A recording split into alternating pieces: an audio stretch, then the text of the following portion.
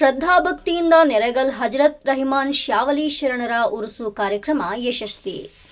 ಗದಗ ಜಿಲ್ಲೆ ಗಜೇಂದ್ರಗಡ ತಾಲೂಕು ನೆರೆಗಲ್ ಪಟ್ಟಣದ ಹಜರತ್ ರಹಿಮಾನ್ ಸೈಯದ್ ಶಾವಲಿ ಶರಣರ ಉರುಸಿನ ಅಂಗವಾಗಿ ಬುಧವಾರ ದರ್ಗಾದಿಂದ ಹೊರಟಿತು.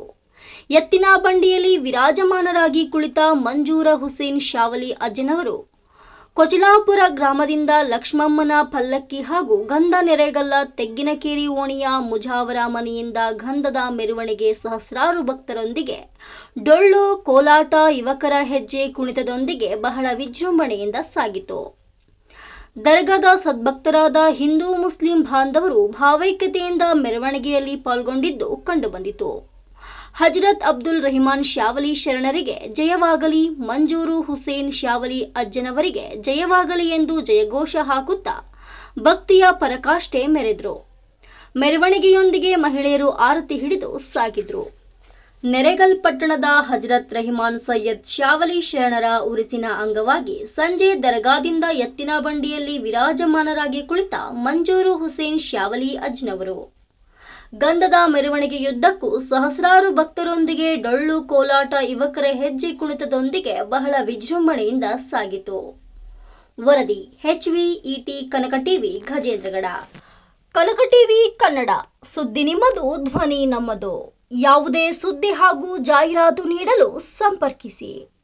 ರಾಜ್ಯಾದ್ಯಂತ ಪ್ರತಿ ಜಿಲ್ಲೆ ಹಾಗೂ ತಾಲೂಕು ಭಾಗದಲ್ಲಿ ಮಹಿಳೆಯರು ಹಾಗೂ ಪುರುಷರು ವರದಿಗಾರರು ಬೇಕಾಗಿದ್ದಾರೆ. ಆಸಕ್ತಿ ಉಳ್ಳವರು ಕೂಡಲೇ ಕರೆ ಮಾಡಿ